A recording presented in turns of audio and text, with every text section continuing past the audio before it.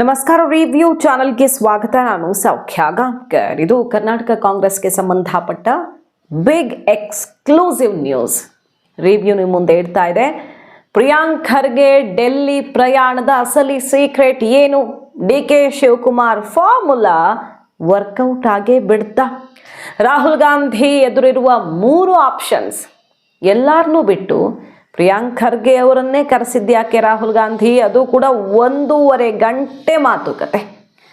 1.5 ಗಂಟೆಗಟ್ಟಲೆ ಸುದೀರ್ಘವಾಗಿ ಮಾತುಕತೆ ಪ್ರಿಯಾಂಕ್ ಖರ್ಗೆ ಜೊತೆ. ದೊಡ್ಡ ಖರ್ಗೆ ಅವರೇ ಡೆಲ್ಲಿಗೆ ಹೋಗ್ತಿರುವಾಗ, AICC ಅಧ್ಯಕ್ಷರು ಕರ್ನಾಟಕದವರೇ ಇರುವಾಗ ಪ್ರಿಯಾಂಕ್ ಖರ್ಗೆ ಕರೆಸಿರೋ ಅಸಲಿ ಸೀಕ್ರೆಟ್ ಡೀಟೇಲ್ಸ್ ಇಡ್ತಾ ಹೋಗ್ತೀವಿ. ಕರ್ನಾಟಕ ಪವರ್ ಶೇರಿಂಗ್, ಈ ಜಟಾಪಟಿಯ ನಡುವೆ ರಾಹುಲ್ ಗಾಂಧಿಯವರು ತುಂಬ ಸೂಕ್ಷ್ಮವಾಗಿ ಯೋಚಿಸ್ತಾ ಇದ್ದಾರೆ. ಈಗ ನೋಡ್ತಾ ಹೋಗೋಣ. ಮಿಸ್ ಮಾಡಿದ್ರೆ ನಮ್ಮ ಚಾನಲ್ನ ಸಬ್ಸ್ಕ್ರೈಬ್ ಮಾಡಿ, ನಿಮ್ಮ ಅಭಿಪ್ರಾಯ ಕಮೆಂಟ್ ಮಾಡಿ ತಿಳಿಸಿ. ಎಸ್ ವೀಕ್ಷಕರೇ, ಈಗ ಮೇಲ್ನೋಟಕ್ಕೆ ಅನಿಸ್ಬಹುದು, ಮಧ್ಯಾಹ್ನದಿಂದ ಸುದ್ದಿ ನೋಡಿರ್ತೀರಿ ನೀವು, ಪ್ರಿಯಾಂಕ್ ಖರ್ಗೆ ಅವ್ರನ್ನ ಕರೆಸ್ಕೊಂಡಿದ್ದಾರೆ ರಾಹುಲ್ ಗಾಂಧಿ. ಇವ್ರು ಹೋಗಿದ್ದಲ್ಲ, ಅವರೇ ಕರೆಸ್ಕೊಂಡಿದ್ದಾರೆ. ಅರ್ಜೆಂಟಾಗಿ ಬನ್ನಿ ಅಂತ ತುರ್ತು ಪ್ರಯಾಣಕ್ಕೆ ಬುಲಾವು ಬಂದಿದೆ, ಅಲ್ಲಿಂದ ಓಡೋಡಿ ಹೋಗಿದ್ದಾರೆ ಪ್ರಿಯಾಂಕ್ ಖರ್ಗೆ ಅವರು. ಈಗ ನಿನ್ನೆ ಹರಿಪ್ರಸಾದ್ ಅವ್ರು ಭೇಟಿ ಆದ್ರಪ್ಪ. ಇವತ್ತು ಅದೇ ಥರ ಪ್ರಿಯಾಂಕ್ ಖರ್ಗೆ ಅಭಿಪ್ರಾಯ ಸಂಗ್ರಹ ಮಾಡ್ತಿದ್ದಾರೆ. 2 ಟೀಮಲ್ಲಿ ಗುರುತಿಸ್ಕೊಳ್ದಿರೋರ ಮೂಲಕ ಅಂತ ಅನಿಸ್ಬೋದು. ಹರಿಪ್ರಸಾದ್ ಅವ್ರಿಗೇನು ಗುರುತಿಸ್ಕೊಂಡಿದ್ದಾರೆ, ಸಿದ್ದರಾಮಯ್ಯನವ್ರ ಜೊತೆ ಇರಲಿ. ಆದರೆ ಪ್ರಿಯಾಂಕ್ ಖರ್ಗೆ ಅವರೇ ಬೇಕಿತ್ತ? ರಾಮಲಿಂಗ್ ರೆಡ್ಡಿ ಅವ್ರು ಇದ್ರಪ್ಪ, ಇನ್ನೂ ಸೀನಿಯರು. ಅವರೇನು ಯಾರ ಕಡೆನೂ ಅಂತ, ಯಾರ ಕಡೆ ಇದ್ರೂ ಪಕ್ಷದ ಕಡೆ ಜಾಸ್ತಿ. ಸ್ವಲ್ಪ ಡಿ.ಕೆ. ಶಿವಕುಮಾರ್ಗೆ ಹತ್ರ ಅದು ಇದು ಅಂತ ಅನಿಸಿದ್ರು ಕೂಡ ಪಕ್ಷ ಅಂತ ಬಂದಾಗ ಕರೆಕ್ಟ್ ಒಪಿನಿಯನ್ ಕೊಡೋ ಲೀಡರ್ ಇದ್ರು. ಮುನಿಯಪ್ಪನವ್ರು ಇದ್ರು, ಇನ್ನು ಸುಮಾರು ಜನ ಇದ್ದಾರೆ. ಕೃಷ್ಣ ಬೈರೇಗೌಡರು ಇದ್ರು. ಅವರೆಲ್ಲ ಯಾರ ಪರವಾಗಿ ಗುರುತಿಸ್ಕೊಂಡಿದ್ರು ಕೂಡ ಹೈಕಮಾಂಡ್ಗೆ ಪಕ್ಕಾ ರಿಪೋರ್ಟ್ ಕೊಡುವಂಥವ್ರು. ಅವರೆಲ್ಲರನ್ನ ಬಿಟ್ಟು ಪ್ರಿಯಾಂಕ್ ಖರ್ಗೆ ಅವ್ರನ್ನೇ ಯಾಕೆ ಕರೆದ್ರು? ಅಂಥದ್ರಲ್ಲಿ ಈ ಬೆಳವಣಿಗೆಯ ಸುತ್ತ ಇಷ್ಟೆಲ್ಲ ವಿಚಾರಗಳು ತೆರೆದುಕೊಳ್ತಿವೆ. ಈಗ ದೊಡ್ಡ ಖರ್ಗೆ ಅವರೇ ಹೋಗ್ತಿದಾರಲ್ಲ, ಅವ್ರಿಗೆ ಗೊತ್ತಿಲ್ದಿರೋದಾ ಪ್ರಿಯಾಂಕ್ ಖರ್ಗೆ ಅವ್ರಿಗೆ ಗೊತ್ತಿರೋದು? ದೊಡ್ಡ ಖರ್ಗೆ ಅವ್ರಿಗೆ ಈಗ ಎಲ್ಲ ನಾಯಕರು ಮೀಟ್ ಆಗಿದ್ದಾರೆ. ಡಿ.ಕೆ. ಕ್ಯಾಂಪ್ ಅವರು, ಸಿದ್ದು ಕ್ಯಾಂಪ್ ಅವರು ಎಲ್ಲರೂ ಭೇಟಿಯಾಗಿದ್ದಾರೆ. ಎಲ್ಲ ಕಡೆಯಿಂದ ಅಭಿಪ್ರಾಯ ಸಂಗ್ರಹ ಆಗಿದೆ. ಅಂಥದ್ರಲ್ಲಿ ಪ್ರಿಯಾಂಕ್ ಖರ್ಗೆ ಕರೆಸ್ಕೊಂಡು ರಾಹುಲ್ ಗಾಂಧಿ ಬರೀ ಮಾಹಿತಿ ಸಂಗ್ರಹ ಮಾಡಿದ್ರು ಅಂತ ಅನಿಸಲ್ಲ. ಏನಾಗಿದೆ ಹಾಗಾದರೆ? ಪ್ರಿಯಾಂಕ್ ಖರ್ಗೆ ಅವರಿಗೆ ರೆಡಿ ಇರಿ ಎಂದ ರಾಹುಲ್ ಗಾಂಧಿ. ಏನಕ್ಕೆ ರೆಡಿ ಇರೋದು? 2 ಆಪ್ಷನ್ಸ್ ಕಾಣಿಸ್ತಾ ಇರೋದು. ಈಗ ಡಿ.ಕೆ. ಶಿವಕುಮಾರ್ ಫಾರ್ಮುಲಾ ಏನು? ನಾವು ಹಿಂದೆನೇ ರಿಪೋರ್ಟ್ ಮಾಡಿದ್ವಿ. ಡಿ.ಕೆ. ಶಿವಕುಮಾರ್ ಅವರು CM ಆದರೆ ಪ್ರಿಯಾಂಕ್ ಖರ್ಗೆ DCM ಆಗ್ತಾರಾ? ಆ ಫಾರ್ಮುಲಾ ವರ್ಕೌಟ್ ಆಗೋದಿಕ್ಕೇನೆ ಇದ್ದಕ್ಕಿದ್ದಂತೆ RSS ಜಟಾಪಟಿ ಪ್ರಿಯಾಂಕ್ ಖರ್ಗೆ ಅವರು ನ್ಯಾಷನಲ್ ಲೆವೆಲಲ್ಲಿ ಸುದ್ದಿ ಆದರು. ಒಂದು ಲೆಕ್ಕಕ್ಕೆ ಕಾಂಗ್ರೆಸ್ ನಾಯಕರು ಹೌದಪ್ಪ ಪ್ರಿಯಾಂಕ್ ಖರ್ಗೆ ಅವ್ರು ಸದ್ದು ಮಾಡಿದ್ದು ಹೌದು ಅಂತ ಒಪ್ಕೊಳ್ತಾರೆ. ಏನಾದರೂ ಇರಲಿ ಜಟಾಪಟಿ, ಬಟ್ RSS ಅನ್ನ ಕೋರ್ಟ್ ತನಕ ಎಳ್ಕೊಂಡು ಬಂದಲ್ಲ ಅಂತಾನೆ ಅವ್ರು ಎದೆದಟ್ಟು ಹೇಳ್ಕೊಂಡ್ರು. ಪರ್ಮಿಷನ್ ಕೇಳೋ ಹಾಗಾಯ್ತಲ್ಲ, ಜಸ್ಟ್ ಇನ್ಫಾರ್ಮೇಶನ್ ಕೊಡ್ತಿದ್ದವರು ಅಂತ. ಅಲ್ಲಿ ತನಕ RSS ಹೆಂಗೆ ಆಟ ಆಡಿಸ್ತೆ ಅಂತ ರಾಹುಲ್ ಗಾಂಧಿ ಅವರ ಮೆಚ್ಚುಗೆಯನ್ನು ಪಡೆದಿದ್ದಾರೆ. ಮತ್ತೆ ಪ್ರಿಯಾಂಕ್ ಖರ್ಗೆ ಅವರು ದೊಡ್ಡ ಖರ್ಗೆ ಅವರ ಮಗ, ಅವ್ರಿಗೊಂದು ದೊಡ್ಡ ಗೌರವ ಕೊಟ್ಟಂಗಾಗತ್ತೆ. ಹಾಗೆ ಜಾತಿ ಕಾರ್ಡು ಎಲ್ಲ ಕಾಂಬಿನೇಷನ್ನಲ್ಲಿ ಪ್ರಿಯಾಂಕ್ ಖರ್ಗೆ ಅವರು ಬೆಸ್ಟ್ ಮ್ಯಾಚ್ ಆಗ್ತಾರೆ. ಒಳ್ಳೆ ವಾಕ್ ಚಾತುರ್ಯ ಬೇರೆ ಇದೆ. BJPಗರನ್ನ ತರಾಟೆಗೆ ತಗೊಳ್ಳೋದಕ್ಕೆ ಡಾಕ್ಯುಮೆಂಟ್ ಹಿಡ್ಕೊಂಡು ಬಂದುಬಿಡ್ತಾರೆ. ನ್ಯಾಷನಲ್ ಲೆವೆಲಲ್ಲಿ ರಾಹುಲ್ ಗಾಂಧಿ ಅವ್ರಿಗೆ ಬೆಸ್ಟ್ ಚಾಯ್ಸ್ ಆಗ್ತಾರೆ. ಏನು ಹಾಗಾದರೆ ಪ್ರಿಯಾಂಕ್ ಖರ್ಗೆ ಅವರು ಎದುರಿರೋ ಆಫರ್ಸ್ ಏನೇನು? ಅಧ್ಯಕ್ಷರಾಗ್ತಾರಾ ಪ್ರಿಯಾಂಕ್ ಖರ್ಗೆ ಅಥವಾ DCM ಆಗ್ತಾರಾ ಪ್ರಿಯಾಂಕ್ ಖರ್ಗೆ? ಈಗ ಪ್ರಿಯಾಂಕ್ ಖರ್ಗೆ ಅವರು ಎದುರು RSS ವಿಚಾರ ಮತ್ತು ಪಕ್ಷದಲ್ಲಿ ಆಗ್ತಿರೋ ಬೆಳವಣಿಗೆ ವಿಚಾರ ಎಲ್ಲ ಪ್ರಸ್ತಾಪ ಮಾಡಿದ್ದಾರೆ ರಾಹುಲ್ ಗಾಂಧಿ ಅವರು. ಎಲ್ಲ ಕೇಳಿಸ್ಕೊಂಡಿದ್ದಾರೆ. ಅಭಿಪ್ರಾಯ ಸಂಗ್ರಹನೂ ಆಗಿದೆ, ಆಗಿಲ್ಲ ಅಂತಲ್ಲ. ರಾಜ್ಯದಲ್ಲಿ ಆಗ್ತಿರುವಂಥ ಈ ಪವರ್ ಶೇರಿಂಗ್ ವಿಚಾರದಲ್ಲಿ ಅಂದರೆ ಸಿದ್ದರಾಮಯ್ಯನವರನ್ನು ಇಳಿಸಿದರೆ ಏನಾಗಬಹುದು ಪರಿಣಾಮ ಅನ್ನೋದ್ರ ಬಗ್ಗೆ ಎಲ್ಲ ಕಡೆಯಿಂದ ಹರಿಪ್ರಸಾದ್ ಅವ್ರ ಹತ್ರ ಮಾತಾಡಿದ್ದಾರೆ, ಅಭಿಪ್ರಾಯ ಸಂಗ್ರಹ ಮಾಡಿದ್ದಾರೆ. ಸಹಜವಾಗಿ ಅವರು ಸಿದ್ದರಾಮಯ್ಯನವ್ರನ್ನ ಇಳಿಸಿದ್ರೆ ದಂಗೆ ಆಗತ್ತೆ ಅನ್ನೋ ಮಟ್ಟಿಗೆ ಅಭಿಪ್ರಾಯ ಹೋಗಿರುತ್ತೆ ಸಿದ್ದು ಕ್ಯಾಂಪಿಂದ. ಪ್ರಿಯಾಂಕ್ ಖರ್ಗೆ ಅವರಿಂದನೂ ಆ ಅಭಿಪ್ರಾಯ ಸಂಗ್ರಹ ಮಾಡಿದ್ದಾರೆ. 2.5 ವರ್ಷದಲ್ಲಿ ನಿಜಕ್ಕೂ ಪಕ್ಷಕ್ಕಾಗಿ ದುಡಿದವರು ಯಾರು, ಡಿ.ಕೆ.ನ ಸಿದ್ದುನ ಅನ್ನುವಂಥ ಅಭಿಪ್ರಾಯ ಸಂಗ್ರಹ ಮಾಡಿದ್ದಾರೆ. ಡಿ.ಕೆ. ಶಿವಕುಮಾರ್ ಅವ್ರ ಕಾಂಟ್ರಿಬ್ಯೂಷನ್ ಏನು ಪಕ್ಷಕ್ಕೆ?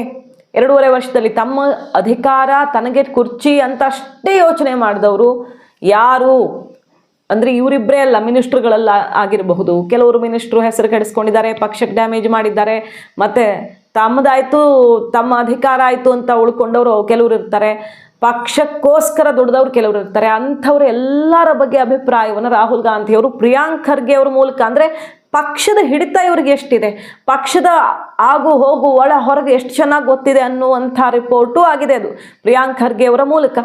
ಡಿ ಕೆ ಶಿವಕುಮಾರ್ ಅವ್ರ ಬಲ ಏನು ಹಾಗಾದ್ರೆ? ಈಗ ಆಯಿತು, ಸಿದ್ದರಾಮಯ್ಯ ಅವ್ರನ್ನ ಇಳಿಸಿದ್ರೆ ದಂಗೆ ಆಗುತ್ತೆ, ಡಿ ಕೆ ಏರಿಸದೇ ಇದ್ರೆ ಏನಾಗಬಹುದು, ಅವ್ರನ್ನ ಕೂರಿಸದೇ ಇದ್ರೆ ಇಲ್ಲಿಗೆ ಬರ್ತಿರೋ ಶಾಸಕರು ರೆಸಾರ್ಟ್ಗೆ ಹೋದ್ರೆ ನಾಳೆ ಆಗೇನಾಗಬಹುದು, 50-60 ಶಾಸಕರನ್ನು ರೆಡಿ ಮಾಡ್ಕೊಂಡು ಕೂತಿರೋದು ಹೌದಾ ಡಿ ಕೆ? ಎಲ್ಲ ವಿಚಾರಗಳು ಕೂಡ ಚರ್ಚೆಯಾಗಿವೆ. ಇಬ್ಬರನ್ನು ನಿರ್ಲಕ್ಷ್ಯ ಮಾಡೋಕೆ ಸಾಧ್ಯ ಇಲ್ಲ ಅಂದಾದ್ಮೇಲೆ ಏನು ಮಾಡಬಹುದು? ಸಿದ್ದರಾಮಯ್ಯನವ್ರನ್ನ ಇಳಿಸಿದ್ರೆ ಅದಕ್ಕೆ ಸೂಕ್ತವಾದ ಸ್ಥಾನಮಾನ ಒದಗಿಸೋಕೆ ಸಾಧ್ಯನಾ ಪಕ್ಷ? ಬೇರೆ ಏನಾದರೂ ಅವ್ರನ್ನ ನೆಗ್ಲೆಕ್ಟ್ ಅಂತೂ ಮಾಡೋಕ್ಕಾಗಲ್ಲ. ಸಿದ್ದರಾಮಯ್ಯನವ್ರನ್ನ ಕರ್ನಾಟಕದಲ್ಲಿ ನೆಗ್ಲೆಕ್ಟ್ ಮಾಡಿದ್ರೆ ಕಾಂಗ್ರೆಸ್ಗೆ ವೆರಿ ಕಾಸ್ಟ್ಲಿ. ಹಾಗಾದ್ರೆ ಏನು ಮಾಡಬಹುದು? ಅವರನ್ನ ಯಾವ ಸ್ಥಾನಮಾನ ಕೊಡಬಹುದಾ? ಈ ಆಯ್ಕೆ ಏನಾದರೂ ಹೊಂದಾಣಿಕೆ ಆಗತ್ತಾ ಅನ್ನೋ ಪರ್ಯಾಯ ಆಯ್ಕೆ ವಿಚಾರದಲ್ಲಿ ಆಯಾಮ ಮತ್ತೊಂದು ಎಲ್ಲ ಬಗ್ಗೆ ಚರ್ಚೆ ಆಗಿದೆ. ಡಿ ಕೆ ಶಿವಕುಮಾರ್ ಅವ್ರನ್ನ ಈಗ CM ಮಾಡದೆ ಸ್ವಲ್ಪ ಸಂಯಮದಿಂದ ಹಾಗೆ ಮುಂದುವರಿಸ್ಕೊಂಡು ಹೋದ್ರೆ ಏನಾಗಬಹುದು? ಒಪ್ಕೊಳ್ಬಹುದಾ? 28ರ ಭರವಸೆ ಕೊಟ್ಟು ಅವ್ರನ್ನ ಮುಂದಕ್ಕೆ ಕರ್ಕೊಂಡು ಹೋಗಬಹುದಾ? ಈ ಥರ ಎಲ್ಲ ಚರ್ಚೆ ಮಾಡಿದ್ದಾರೆ. ಇದನ್ನು ಪ್ರಿಯಾಂಕ್ ಖರ್ಗೆ ಅವ್ರ ಜೊತೆಗೆ ಯಾಕೆ ಚರ್ಚೆ ಮಾಡಬೇಕಿತ್ತು? ನೋಡಿ, ಡಿ ಕೆ ಶಿವಕುಮಾರ್ ಅವರು ಬಯಸ್ತಾ ಇರೋದು ಅದನ್ನೇ. ಖರ್ಗೆ ಅವರ ಮನಸ್ಸಿನಲ್ಲಿ ವೈಯಕ್ತಿಕ ಅಭಿಪ್ರಾಯ ಅಂತ ಬಂದಾಗ ಮಗನ ಒಂದು ಒಳ್ಳೆ ಸ್ಥಾನಮಾನ ನೋಡ ಬಯಸ್ತಿರ್ತಾರೆ ಅವರು. DCM ಆದರೂ ಒಳ್ಳೆಯದು ಅಂತ ಅನಿಸ್ತಿರತ್ತೆ. ಮತ್ತು ಸಿದ್ದರಾಮಯ್ಯನವರು ಹಿಂದಿನಿಂದ ಬಹಳಷ್ಟು ಜನಕ್ಕೆ CM ಕುರ್ಚಿ ಅವರಿಂದಾಗಿ ತಪ್ಪಿದೆ ಅನ್ನೋ ಬೇಸರ ಸುಮಾರು ಜನ ಸೀನಿಯರ್ಸ್ಗಿದೆ. ಅದರಲ್ಲಿ ಒಬ್ಬರು ಖರ್ಗೆ ಅವರು ಆಗಿರಬಹುದು, ಪರಮೇಶ್ವರ್ ಅವರು ಇದ್ದಾರೆ. ಈಗಿನ ಸಿಚುವೇಶನ್ ಸಂದರ್ಭಕ್ಕೆ ಅನುಗುಣವಾಗಿ ಎಲ್ಲ ಬದಲಾಗಿರುತ್ತೆ, ಆದರೆ ಅದೊಂದು ಮನಸ್ಸಲ್ಲಿ ಉಳ್ಕೊಂಡಿರತ್ತಲ್ವ. ಹಾಗಾಗಿ ಸಿದ್ದರಾಮಯ್ಯನವ್ರಿಗೆ ಈ ಸಲಾನು ಮತ್ತೆ ಯಾಕೆ ಅನ್ನೋದೊಂದು ಪ್ರಶ್ನೆ ಬರಬಹುದು. ಬರಲೇಬಾರ್ದು ಅಂತ ಏನಿಲ್ವಲ್ಲ, ಬರಬಹುದು ಆ ರೀತಿಯ ಆಲೋಚನೆ. ಸೊ ಡಿ ಕೆ ಶಿವಕುಮಾರ್ ಅವರು CM ಆಗಿ ಪ್ರಿಯಾಂಕ್ ಖರ್ಗೆ ಅವರು DCM ಆಗಿಬಿಟ್ರೆ ಕಾಂಬಿನೇಷನ್ ಆಗುತ್ತೆ. ಈಗ ಹಿಂದ ಡಿಸ್ಟರ್ಬ್ ಆಗಿರೋರು ಅಕಸ್ಮಾತ್ ಸಿದ್ದರಾಮಯ್ಯನವರು ಇಲ್ಲ ಅಂದ್ರು ಖರ್ಗೆ ಅವರೇ ಅಲ್ಲಿ ಹೋಗಿ ಕೂತಂಗಾಗತ್ತೆ. ಪ್ರಿಯಾಂಕ್ ಖರ್ಗೆ ಅವರು ಕೂರೋದ್ರಿಂದಾಗಿ ಜಾತಿ ಬೇರೆ ಬೇರೆ ಕಾಂಬಿನೇಷನ್ ವರ್ಕೌಟ್ ಆಗುತ್ತೆ. ಮತ್ತು ಹಣಬಲ ಒಕ್ಕಲಿಗ ಸಮುದಾಯಗಳು ಮೇಲ್ವರ್ಗಗಳಿಗೆ ಡಿ ಕೆ ಶಿವಕುಮಾರ್ ಅವರು ಮ್ಯಾನೇಜ್ ಮಾಡ್ತಾರೆ. ಹಾಗಾಗಿ ಈ ಇಬ್ಬರು ನಾಯಕರ ಕಾಂಬಿನೇಷನ್ನಲ್ಲಿ ಸಿದ್ದರಾಮಯ್ಯನವ್ರನ್ನ ಬ್ಯಾಲೆನ್ಸ್ ಮಾಡಬಹುದು, ಆ ಸಿದ್ದರಾಮಯ್ಯ ಶಕ್ತಿಯನ್ನು ಅನ್ನೋ ಆಲೋಚನೆಯನ್ನು ಹೈಕಮಾಂಡ್ ಮಾಡ್ತಿರೋ ಥರ ಕಾಣಿಸ್ತಿದೆ. ಒಂದು ಇನ್ನೊಂದು ಆಪ್ಷನ್ ಏನು? ಇದು ಆಪ್ಷನ್ ನಂಬರ್ 1. ಒಂದೇ ಸಲ ನಿರ್ಧಾರ ಮಾಡಿಬಿಡಲ್ಲ ಏಕಾಏಕಿ, ಹಿಂಗಾದರೆ ಹಿಂಗೆ ಈ ರೀತಿ ಮಾಡಬಹುದಾ ಅನ್ನೋ 2-3 ಆಯ್ಕೆಗಳನ್ನು ಇಟ್ಟುಕೊಂಡು ಯಾವುದು ಬೆಸ್ಟ್ ಅಂತ ತೀರ್ಮಾನ ಮಾಡ್ತಾರೆ. ಆ ಪ್ರಯತ್ನ ನಡೀತಿದೆ ಈಗ. ಖರ್ಗೆ ಅವರು ಕೂಡ ಎಲ್ಲ ಕಡೆಯಿಂದ ಅಭಿಪ್ರಾಯ ಸಂಗ್ರಹ ಮಾಡಿ ಹೊರಟು ನಿಂತಿರೋದಲ್ವ. ಎರಡನೇ ಆಪ್ಷನ್ ಏನು ಅಂತ ಕೇಳಿದ್ರೆ, ಈಗ DCM ಮತ್ತು ಅಧ್ಯಕ್ಷರು ಆಗಿರೋ ಡಿ ಕೆ ಶಿವಕುಮಾರ್ ಅವರು ಆ ಅಧ್ಯಕ್ಷ ಕುರ್ಚಿಯಿಂದನೇ ತುಂಬ ಸ್ಟ್ರಾಂಗ್ ಆಗಿರೋದು. ಇಲ್ಲ ಬರೀ DCM ಮತ್ತು ಅವರು ಸಚಿವರಾಗಿದ್ದರೆ ಎಲ್ಲ ರೀತಿ ಇರ್ತಿದ್ರು. ಅಧ್ಯಕ್ಷ ಕುರ್ಚಿಯಿಂದ ಇಳಿಸಲೇಬೇಕು ಅನ್ನೋ ಹಠ ಶುರುವಾಗಿದೆ. ಅವರು CM ಆಗ್ತಾರೋ ಬಿಡ್ತಾರೋ ಅದು ಸೆಕೆಂಡರಿ. ಅಧ್ಯಕ್ಷ ಕುರ್ಚಿಯಿಂದ ಇಳಿಸಿ ಲೋಕಸಭೆ ಆದಮೇಲೆ ಅವ್ರನ್ನ ಇಳಿಸೋದು ಅಂತ ನಿರ್ಧಾರ ಆಗಿತ್ತು. ಬರೆದು ಕೊಟ್ಟಿರೋದೇ ಇದೆ. CM ಚೇಂಜ್ ಏನು ಬರ್ಕೊಟ್ಟಿರೋದಿಲ್ಲ. ಆಣೆ ಪ್ರಮಾಣ ಮತ್ತೊಂದು ಯಾರು ನೋಡಿಲ್ವಲ್ಲ, ಕೆಲವರು ಮಾತ್ರ ನೋಡಿರೋದು, ಬೇರೆಯವರೆಲ್ಲ ನೋಡಿಲ್ಲ.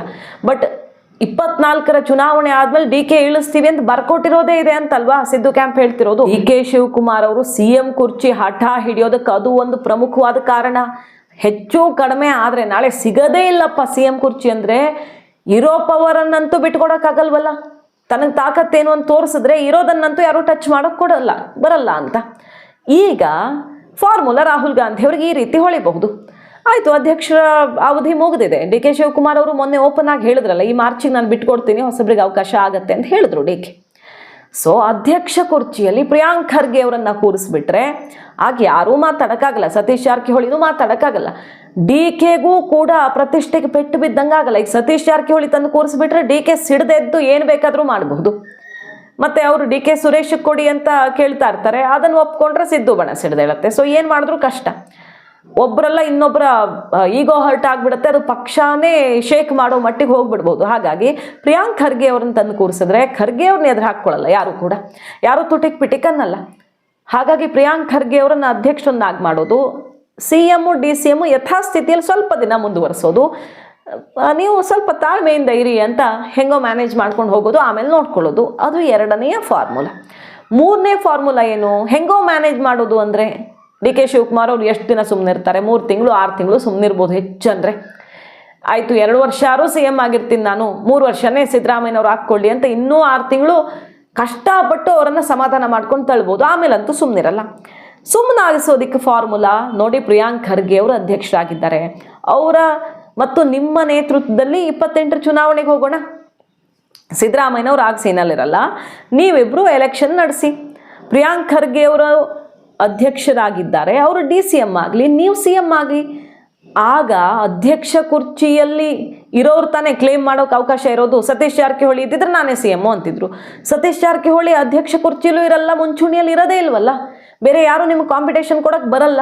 28ಕ್ಕೂ ಬಂದೇ ಬಿಡ್ತಾರೆ. MB ಪಾಟೀಲ್ ರೆಡಿ ಇದ್ದಾರೆ, ಪರಮೇಶ್ವರ್ ಅವರು ಇದ್ದಾರೆ, ಜಾರಕಿಹೊಳಿ ಇದ್ದಾರೆ, ತುಂಬಾ ಜನ ಇದ್ದಾರೆ. ಆಗ್ಲೂ ಇದೇ ಪರಿಸ್ಥಿತಿ ಅಂತ ತಾನೇ ನಿಮ್ಗೆ ತಲೆನೋವಿರೋದು. ಅಧ್ಯಕ್ಷ ಕುರ್ಚಿಲಿ ಇದ್ರೆ ತಾನೇ ಅವ್ರು ಮುಂಚೂಣಿಗೆ ಬಂದು ನಿಲ್ಲೋದು. CM ರೇಸಲ್ಲಿ ಅಧ್ಯಕ್ಷ ಕುರ್ಚಿಲಿ ಪ್ರಿಯಾಂಕ್ ಖರ್ಗೆ ಅವರು ಇರ್ತಾರೆ. ಸೊ ನಿಮಗೆ ತಲೆನೋವೇ ಇಲ್ಲ. ಪ್ರಿಯಾಂಕ್ ಖರ್ಗೆ ಅವರು DCM, ನೀವೇ CM, ಅಧಿಕಾರಕ್ಕೆ ತಾನೇ ಇಬ್ರು ಸೇರ್ಕೊಂಡು ಅಂತ ಬಿಟ್ಬಿಡ್ಬೋದು. ಹಾಗಾಗಿ 3 ಆಯ್ಕೆಗಳು ಕಾಣ್ತಿದ್ದಾವೆ ಈಗ. ಒಂದು, ಸಿದ್ದರಾಮಯ್ಯನವ್ರಿಗೆ ಏನಾದರೂ ಪರ್ಯಾಯ ವ್ಯವಸ್ಥೆ ಮಾಡಿ ಯತೀಂದ್ರ ಅವ್ರನ್ನ ಮಂತ್ರಿ ಮಾಡೋದು, ಸಿದ್ದರಾಮಯ್ಯನವ್ರಿಗೆ ಬೇರೆ ಯಾವುದಾದ್ರೂ ಸ್ಥಾನಮಾನ ಕೊಡೋದು, ಈ ರೀತಿ ಏನೋ ಒಂದು ಸಮಾಧಾನ ಮಾಡಿ. ಇಲ್ಲ 3 ವರ್ಷ ಕಂಪ್ಲೀಟ್ ಮಾಡಿಬಿಡಿ, ಆಯ್ತು ಇನ್ನೂ 6 ತಿಂಗಳು ಅಂತನಾದರೂ ಸಮಾಧಾನ ಮಾಡಿ DK ಶಿವಕುಮಾರ್ ಅವ್ರನ್ನ CM, ಪ್ರಿಯಾಂಕ್ ಖರ್ಗೆ ಅವ್ರನ್ನ DCM ಮಾಡೋದು. ಇಲ್ಲ ಪ್ರಿಯಾಂಕ್ ಖರ್ಗೆ ಅವ್ರನ್ನ ಅಧ್ಯಕ್ಷರನ್ನಾಗಿ ಮಾಡಿ ಮುಂದಿನ ಚುನಾವಣೆ ನೇತೃತ್ವವನ್ನು DK ಪ್ರಿಯಾಂಕ್ ಖರ್ಗೆ ಕೊಟ್ಟು ಬೇರೆಯವರ ಬಾಯಿ ಮುಚ್ಚಿಸೋದು. ಸಿದ್ದರಾಮಯ್ಯನವರೇ 5 ವರ್ಷ CM ಆಗಿ ಮುಂದುವರಿಯೋದಕ್ಕೆ ಬಿಡೋದು. ಇಲ್ಲ ಕಡೆ ವರ್ಷ ಒಂದು 3-4-3.5 ವರ್ಷ ಆದಮೇಲೆ DKಗೆ ಬಿಟ್ಕೊಡೋದು. ಈ ಥರ ಆಲೋಚನೆಗೆ ಬಿದ್ದಿದೆ ಈಗ ಹೈಕಮಾಂಡು. ಯಾಕಂದರೆ ಅಷ್ಟು ಸಲೀಸಿಲ್ಲ. ಸಿದ್ದರಾಮಯ್ಯನವ್ರನ್ನ ಏಕಾಏಕಿ ಇಳಿಸೋದು ಸಲಿಸಿಲ್ಲ, DK ಕೈ ಬಿಡೋದು ಸಲಿಸಿಲ್ಲ. ರೆಸಾರ್ಟ್ ರಾಜಕಾರಣ ಶುರುವಾಗಬಹುದು ಅನ್ನೋ ತನಕ DK ಸೀರಿಯಸ್ ಆಗಿದ್ದಾರೆ. ಸೊ ಏನಂದ್ರು, ನಾವು ಆಲ್ರೆಡಿ ರಿಪೋರ್ಟ್ ಮಾಡಿದ್ವಿ. MLC ರವಿ DK ಕ್ಯಾಂಪ್ನ ನಾಯಕರು ಈಗೇನು ಹೇಳ್ತಿದ್ದಾರೆ, ಆಯಿತು ಡಿಸೈಡ್ ಮಾಡಲಿ ದೊಡ್ಡವರು, ಈಗಲೇ ಕೊಡಿ ಅಂತ ನಾವು ಕುತ್ತಿಗೆ ಹಿಡಿಯಲ್ಲ, ನಿರ್ಧಾರ ಮಾಡಿ. ದೊಡ್ಡವರಿದ್ದೀರಿ, ಏನು 4 ಗೋಡೆ ಮಧ್ಯೆ ಆಗಿದೆ ಅನ್ನೋದು ನಿಮಗೂ ಗೊತ್ತು, ನಮಗೂ ಗೊತ್ತು, ಕೆಲವ್ರಿಗೆ ಗೊತ್ತು, ನೋಡಿದ್ದಾರೆ ಕಣ್ಣಾರೆ. ಆಗಲಿ, ಇವತ್ತೇ ಆಗಲಿ ಅಂತ ಕೇಳಲ್ಲ, ಮಾಡಿ ನಿರ್ಧಾರ ಅನ್ನೋ ತನಕ ಸ್ವಲ್ಪ ಫ್ಲೆಕ್ಸಿಬಲ್ ಮಾಡಿದ್ದಾರೆ ಖರ್ಗೆ ಅವರು ಬಂದು. ಖರ್ಗೆಯವರಿಗೂ ಕೂಡ DK ಶಿವಕುಮಾರ್ ಅವರು CM ಆಗೋದ್ರ ಬಗ್ಗೆ ಓಕೆ, ಅವ್ರಿಗೂ ಸಮಾಧಾನ ಇದೆ, ಮಗನಿಗೂ ದಾರಿ ಆಗತ್ತೆ ಅನ್ನೋದು ಇದ್ದೇ ಇರುತ್ತೆ. ಆದರೆ ಈಗ ಸಿದ್ದರಾಮಯ್ಯನವ್ರನ್ನ ಮ್ಯಾನೇಜ್ ಮಾಡೋದಕ್ಕೆ ರಾಹುಲ್ ಗಾಂಧಿಯವರು ಹೊಸ ಫಾರ್ಮುಲಾವನ್ನು ರೆಡಿ ಮಾಡ್ತಿದ್ದಾರೆ. ಈ 3 ಆಯ್ಕೆಗಳು ಈಗ ಕಾಣಿಸ್ತಿರೋದು. ಪ್ರಿಯಾಂಕ್ ಖರ್ಗೆ ಅವರಂತೂ ನ್ಯಾಷನಲ್ ಲೆವೆಲಲ್ಲಿ ಸುದ್ದಿ ಆಗಿದ್ದಾರೆ. ಈಗ ಸೈದ್ಧಾಂತಿಕ ಕ್ಲಾರಿಟಿ ಇದೆ. ಕರ್ನಾಟಕದಲ್ಲಿ ನಾಯಕತ್ವ ಬೆಳೆಸಲೂ ಬೇಕಾಗಿದೆ. ಸಿದ್ದರಾಮಯ್ಯನವರ ಬಳಿಕ ದಲಿತ, ಹಿಂದುಳಿದ ವರ್ಗಗಳನ್ನು ಹಿಡಿದಿಟ್ಕೊಳ್ಳುವಂಥ ನಾಯಕತ್ವವೂ ಬೇಕಾಗಿದೆ. ಸೊ ರಾಹುಲ್ ಗಾಂಧಿಯವರು ಇದೊಂದು ಪ್ರಯೋಗಕ್ಕೆ ಕೈ ಹಾಕುವ ಎಲ್ಲ ಸಾಧ್ಯತೆ ಇದೆ. ಇದಾಗ್ಬಿಟ್ರೆ ಪರಮೇಶ್ವರ್ ಅವ್ರಿಗೂ ಚೆಕ್ಮೇಟು.